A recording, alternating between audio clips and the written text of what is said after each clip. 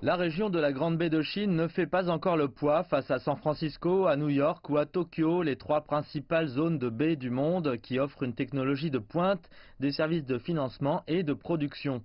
Mais il a le potentiel pour les rattraper. L'un des projets les plus en vue est le pont Hong Kong-Zhuhai-Macao, ouvert à la circulation en octobre dernier. Le pont réduit le temps de trajet et relie les villes de la région.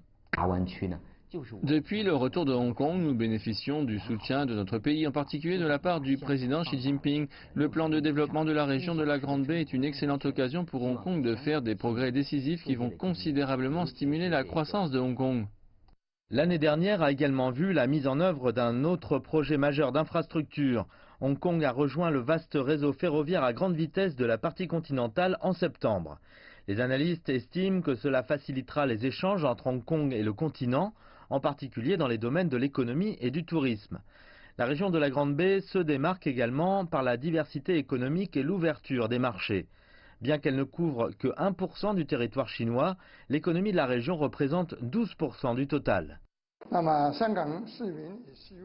Les Hongkongais espèrent collaborer avec le gouvernement de la région à une stratégie spéciale pour mettre l'accent sur la croissance et le bien-être.